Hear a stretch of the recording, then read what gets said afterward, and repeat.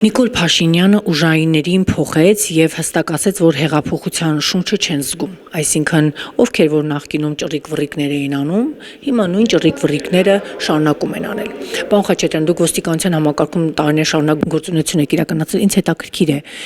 ինչն է խանգարում մեր իրավապահ մարմիններին նախականխել հանրապետությունում հանցավոր դրսևորումները։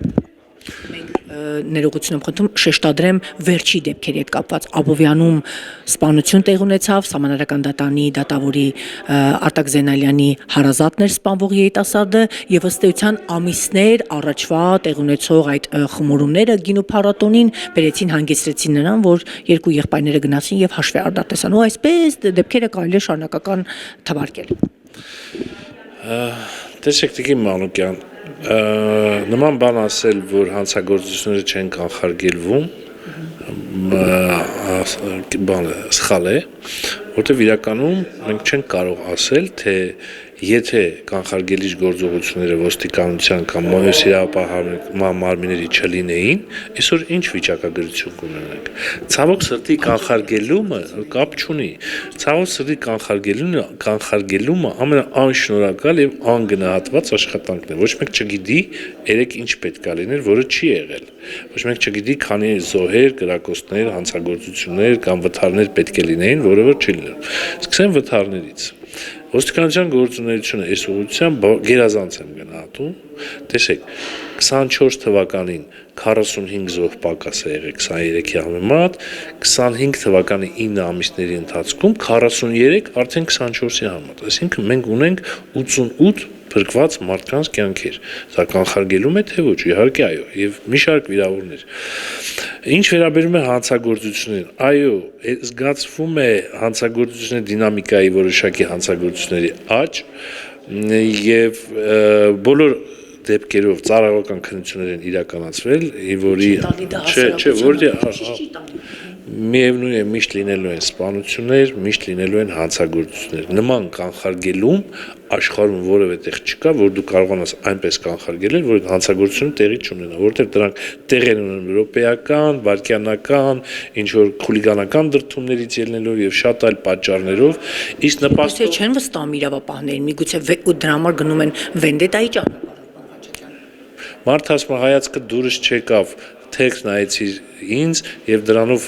ծեծկրտուքի առաջանում եւ խուլիգանական դրդումները մարդուն սպանում են։ Ինչ վստահության մասին է այստեղ խոսքը։ Ինչ վստահ։ Գուցե մարդիկ սկսել են չվախենալ քրեակատարողական հիմնարկ նստելուց կամ այնտեղ ժամանակ անցկացնելուց, որովհետեւ այնտեղ պայմանները արդեն բավականին փոխվել են մարդու համար հարմար պայմաններ նախքին, Գայթակղիչ չի, բայց ամեն ինչը պետք է հաշվառել։ Այս կրիմինոլոգիայի ուսումնասիրությունը հանցավորության նպաստող պայմաններն ու պատճառները պետք է մանրամասն խոր ուսումնասիրեն, ինչը ոստիկանությունը անում է եւ միջոցներ ձեռնարկել։ Պետք է ասեմ, որ բարեկային ծառայությունն է շատ լավ աշխատում։ 24 թվականին մոտ 4000 հանցագործություն են հայտնաբերել, որից 2000-ը թմրամիջոցների ապօրինի շրջանառության դեպքեր։ Եվ այս պահի դրությամբ ասել, որ շատ վատ են աշխատում դրա համար հանցագործություններ կան, այո, պետք է անընդհատ լավ աշխատեն, միջոցները բարելավեն, հնարավորությունները մեծացնեն, ինչի կապակցությամբ ոստիկանությունը մեծ ծավալի բարեփոխումներ են իրականացում։ Ինչ է կարծում, պարոն Խաչատրյան, որ այսօրինակ դեպքերը պայմանավորված օրինակ 4 ժամ ընթացքում 4 անձի են գնում սպանում, նրանով որ իրավապահ մարմինները խիստ քաղաքական գործերի հետևից են ընկել, դրա համար մենք այս արդյունքն Ոչ, իհարկե իրավապահ մարմինները քաղաքական գործերի հետևից չեն ընկել, իրավապահ մարմինները հիմա մի օրում 4 դեպք, պետք է հաշվի առնենք, որ մենք 5 տարի առաջ պատերազմ ենք ունեցել, մեծ քանակությամբ զենք զինամթերք է մտել Հայաստանի Հանրապետություն, անընդհատ դրանք մաքրվում են, տեսեք 90-ականների պատերազմից հետո մինչև 2005-7-12 թիվը մենք անընդհատ զենք զինամթերք ենք հայտնաբերում եւ դրանք արգրավում կամ բռնագրավում։ Հիմա պատկերացրեք 44-օրյա պատերազմից հետո ինչ քանակությամբ զենքեր ունենք Հայաստանում ապօրինի, որի ուղղությամբ պետք է շատ լուրջ աշխատանքներ տարվեն եւ տարվում են։ Գուցե որ այս դրական պետք է ինչ-որ մի բան մտածել, մարդկանց ասել՝ բերեք հանձնեք, դրա դիմաց ինչ-որ մի բան տալ կամ այլ մոտիվացիոն միջոցներ գտնել։ Ես կարծում եմ, որ քրեական ոստիկանությունը հիմա նոր է ձևավորվել, վստահ եմ, որ իր գործունեությունը կարճ ժամանակահատվածում էֆեկտիվ է լինելու, շատ մի քանի անգամ քան մինչ այս եղել է, որովհետև տեսեք, հիմա մարզային վարչությունները որ ձևավորվել են, անունը քրեական ոստիկանություն արդեն այդ մարզային քրեական ոստիկանություն այլ գործառույթ չունեն այդ մարդիկ, միայն հանցագործությունների բացահայտում, կանխում, նախականխում։ Միջոցառումներ կիրականացվեն քաղաքում, հասարակական կարգը պահպանվի, ինչ կլինի, ոչ մի բան այդ մարդիկ գործ չունեն, կոնկրետ մասնագիտական խորացած են հանցագործությունների դեպքերի բացահայտման, եւ սա շատ լավ էֆեկտը իր տալու է ժամանակի ընթացքում։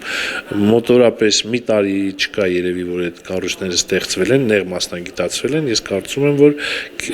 շատ կարճ ժամանակ անց մենք ունենալու ենք հանցագործությունների բացահայտման առումով շատ ավելի դրական ցուցանիշներ։ Ձեր թույլտվությամբ նաև մի իրավիճակի մասով, անկարուց երկու դեպքերի մասով, այդ երկուսի օրինակը բերեմ, բայց շատ այլ դեպքեր կան, որ հիմա շարունակում այդ գործընթացը։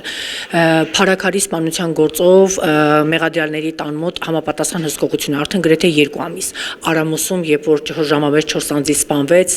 դժողների եւ մեղադրվողների տան մոտակայքում կրկին ոստիկանությունը հսկողություն էր կանցում։ Աբովյան քաղաքում երիտասարդ տղային դաժանաբար սպանելուց հետո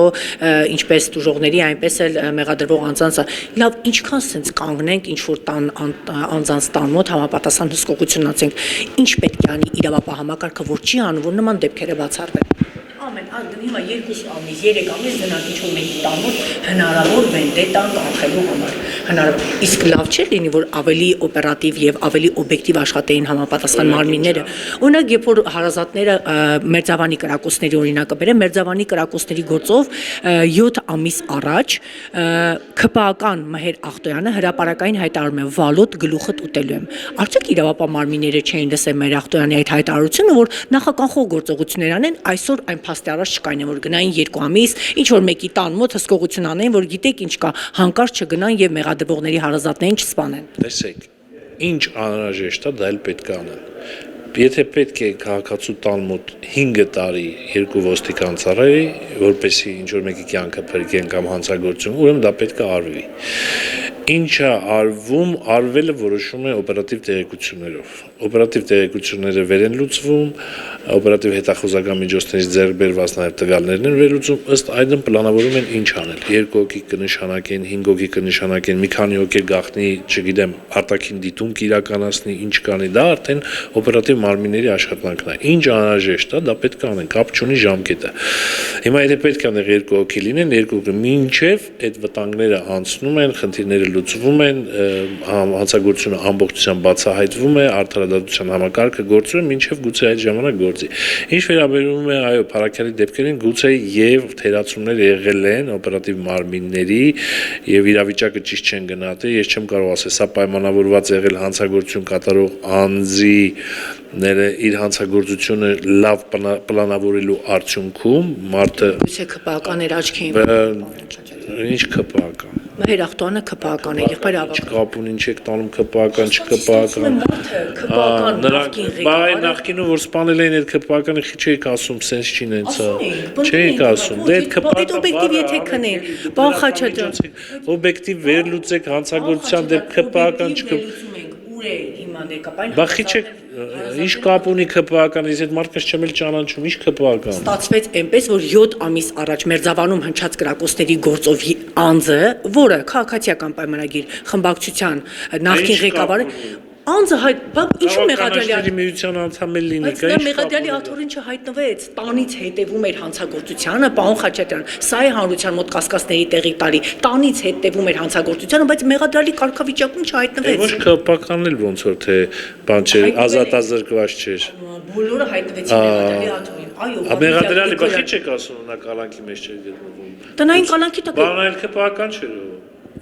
Վալոդիա Գրիգորյանի եթե հարազատներին նկատի ունեն, մեղադրյալի կարգավիճակում Բա խիչ եք ասում, այ որ նա կալանավորված լիներ, ոչ ԿՊԱ-կանը, գուցե այս դեպքը չլիներ, բա ինչի՞ չէիք այդ մասին խոսում։ Բայց ի՞նչ կապ ունի մյուս դեպքերի իրար հետ։ Վալոդիա Գրիգորյանը ի՞նչ կապ ունի այս սպանության հետ։ Իրար հետ դեպքերը եկել ասել այսօրվա։ ԿՊԱ-կանը անեք թե չէ, արդեն սա դառնում է ոչ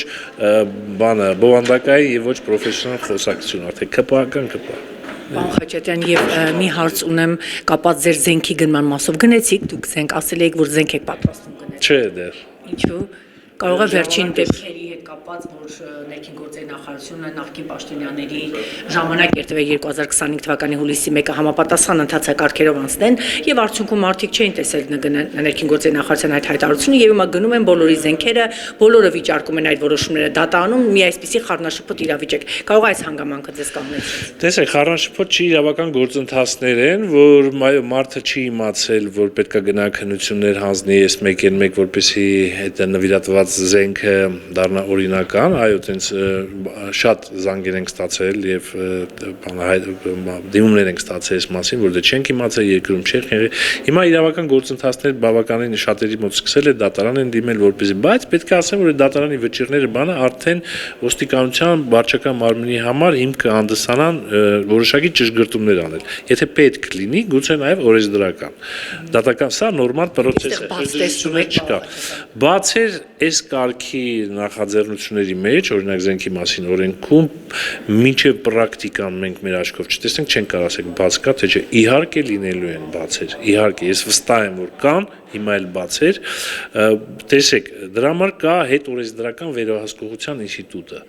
Օրենքը ընդունում ես, մի 6 ամիս հետո արդեն պարզ է լինում, բացեր ունի, չունի, չտկելու բան ունի, արդյունավետ էր, արդյունավետ չէր։ Հիմա ես կարծում եմ, որ ժամանակի ընթացքում հաստատ այդ օրենքում ինչ-որ մի բան կփոխեք։ Ինչ վերաբերում եմ զենքերին, դեռևս չեմ բերել ժամանակի առումով, բայց քննությունները եւ այլն բոլորը հանձնել ստացած զենք է։ Չէ, իմը պարգևատրված չի, իմը օրենքով, քանի որ ես ոստիկանության գնդապետ եմ, 23 տարվա ստաժ ունեմ, ըստ օրենքի ինձ հասնում է 1 ատրճանակ ունենալ, եւ ես ատրճանակը դեռևս չեմ գնել։